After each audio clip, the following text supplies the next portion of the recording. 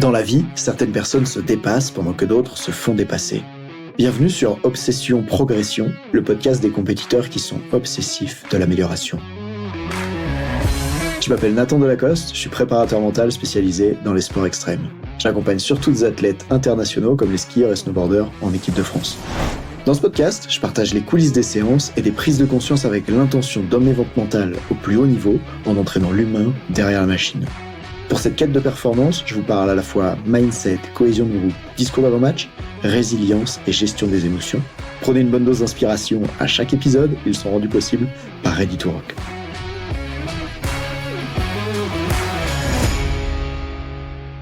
Chaque démarrage est difficile et c'est pour ça que la plupart des personnes ne démarrent pas, voire même qu'elles arrêtent juste après avoir démarré. Bienvenue dans l'épisode 66 et dans cet épisode, j'aimerais te raconter une expérience que j'ai vécue aujourd'hui. Aujourd'hui, on est samedi et c'est un jour dans lequel je travaille un peu, je m'entraîne un peu.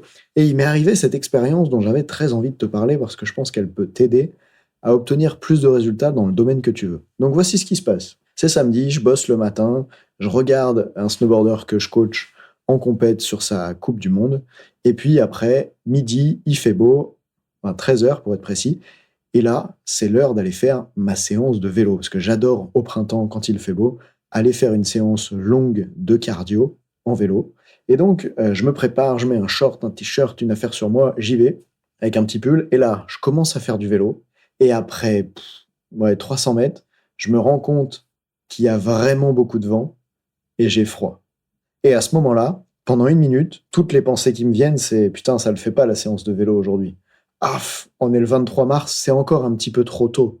Peut-être que plus tard, tu pourras faire du vélo, mais là, c'est pas le bon moment. Il fait pas encore assez chaud. Tu vois, il fait froid. Il vaudrait mieux que t'arrêtes, ça va pas être une séance terrible. Et donc, pendant 1 minute, j'ai ces pensées-là qui me viennent. Et d'un coup, je me dis, stop, il fait grand soleil.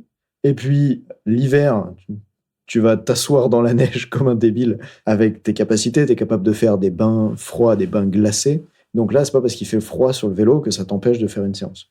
Et d'ailleurs, un des problèmes, c'est que l'objectif de mes séances de cardio long en vélo, c'est un objectif de faire des séances qui soient confortables, dans lesquelles j'ai une activité physique peu intense, mais pendant longtemps. Parce que au CrossFit, le sport que je pratique le plus souvent, hors saison de sport extrême, eh bien, il n'y a pas beaucoup de... Tu vois, les séances de CrossFit, c'est très haute intensité, ça dure entre 10 et 30 minutes. Donc là, ça me fait vraiment du bien de faire des séances plus confortables et qui durent beaucoup plus longtemps. Sauf que du coup, il y a un peu un conflit interne entre je voulais faire ce truc, mais en même temps, c'est plus inconfortable que je croyais. Et donc, pendant 1 minute, il se passe ça dans ma tête. Et après, je me dis, non, mais ça va, je suis capable, on verra bien. Et je décide de changer d'attitude. Je décide de me souvenir qu'en fait, au début, t'as froid. Oui, parce que t'es pas encore chaud et que plus tu pédales, même plus tu pédales fort et plus le vent il s'accentue sur toi à cause de la vitesse. Et je décide de continuer de faire du vélo et même d'augmenter un peu l'intensité pour pouvoir m'échauffer plus fort, plus vite. Et suite à ça, c'est incroyable. Il y a un moment où, on va dire, mon échauffement, il était un peu long, j'ai pas chronométré, mais je sens qu'après 15-20 minutes, waouh, ça va super bien. C'est un petit peu comme si, à l'intérieur de mon corps, d'un coup, ça produisait de la chaleur. Et le truc qui, quelques minutes avant, était absolument inconfortable en mode je veux arrêter la séance, et bien d'un coup, j'étais trop content, j'étais dans les meilleures conditions, il y avait du vent en face de moi, mais à l'intérieur, mon corps se réchauffait, et j'étais au top, il y avait un soleil énorme, c'est tout ce que je voulais. Mais cette séance, j'ai failli la rater, parce que dans les premières minutes, 1, il y avait un écart entre mes attentes et la réalité, et 2, ça m'a semblé difficile. Alors que moi, j'étais à la recherche en plus de quelque chose de confortable, agréable. Et c'est marrant de voir que en dépassant le truc où ça n'a pas été agréable au début, ça m'a permis ensuite de vivre une séance qui a duré 2 heures, qui a été extrêmement agréable. J'étais au bord de la rivière avec mon vélo, c'était fantastique. Et tout ça n'a failli jamais arriver si j'avais pas été capable de faire le switch mental, de me rappeler que faire face à quelque chose de désagréable maintenant, c'est le meilleur moyen pour le rendre agréable ensuite, de reconnecter à pourquoi je faisais ce que je faisais, et aussi d'être un peu plus optimiste et confiant en mes capacités. Alors, parmi vous, il y en a peut-être qui rigolent, parce que vous jouez au rugby en plein hiver, et vous vous dites, nous, Nathan, quand on a froid, on s'entraîne quand même. Oui, bravo. Et en même temps, je suis sûr qu'il y a un ou plusieurs domaines de vie dans lesquels t'y vas pas forcément. Par exemple, quand c'est ta séance de course à pied du dimanche, et qu'il pleut dehors, est-ce que tu décides quand même d'y aller? Et c'est quoi le seuil auquel tu décides ou pas d'y aller, parce qu'en fait, on a le droit d'annuler des séances parce que la météo est pas bonne, ou en tout cas de les transformer pour faire autre chose à la place. C'est pas forcément un problème. C'est juste que moi, aujourd'hui, en ne voulant pas me confronter au début au froid, j'ai failli ne pas faire de sport de ma journée, et ça aurait été très coûteux et beaucoup plus désagréable finalement que de faire face sur mon vélo au froid pendant 10-15 minutes.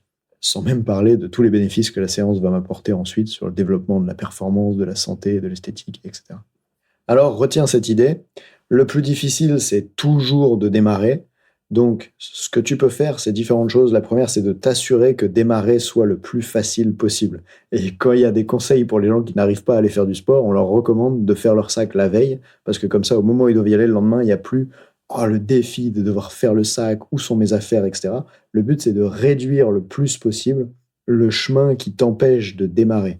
Et moi, c'est pour ça notamment que je fais du crossfit, c'est parce que je trouve que démarrer à s'entraîner, démarrer un entraînement, c'est difficile, l'échauffement, c'est pas marrant, mais après, c'est cool. Eh bien, au crossfit, il y a un groupe autour de toi, il y a un coach qui t'accompagne, ça facilite de ouf le démarrage, et après, quand tu fais ton effort, t'es un peu tout seul en train d'en baver, mais ça te fait du bien, parce que t'es déjà dedans.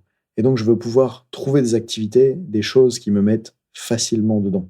Même des fois, pour que mes journées soient moins difficiles à démarrer, ça m'arrive de mettre des rendez-vous le matin, parce que comme ça, quand j'ai un rendez-vous, il faut que je sois à l'heure, et ça me permet aussi de m'échauffer la voix et de brancher mon cerveau très tôt, parce que coaching, c'est extrêmement demandant au niveau cognitif, donc ça me branche le cerveau pour le reste de la journée, et c'est top. J'aime bien commencer avec un rendez-vous le matin.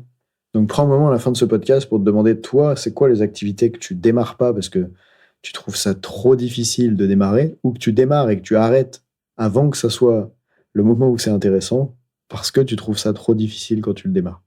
Et crois-moi, si tu réfléchis à ça, tu vas pouvoir accomplir beaucoup plus. À bientôt dans un prochain épisode d'Obsession Progression. Pense à me laisser un avis si jamais sur Apple Podcasts, Spotify et tout. Ça fait vraiment du bien pour faire découvrir le podcast, ça m'encourage à en créer plein d'autres.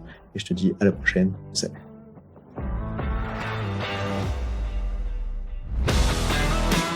On dit souvent que le mental, c'est 70% de la performance à haut niveau. Pourtant, rares sont ceux qui l'entraînent au moins de 10% du temps. En écoutant jusqu'ici, t'as donné à la dimension mentale un peu plus de la place qu'elle mérite chaque semaine. Bien joué. Ma mission audacieuse, c'est d'aider le monde du sport à se transformer en profondeur, et je veux faire en sorte que plus aucun coach ne passe à côté de la psychologie de ses athlètes. C'est pour accomplir ça que je crée une tonne de vidéos sur YouTube et des épisodes comme celui que tu viens d'écouter. Alors, je vais pas te demander d'inscrire de force tes amis au podcast, et en même temps, si tu peux en parler à quelqu'un qui va l'adorer, quelqu'un à qui ça serait utile, ta recommandation, elle signifie beaucoup pour moi. Si chaque auditeur en parle juste à 2 autres, l'année prochaine, on sera des milliers de fois plus nombreux avec l'obsession progression. Salut!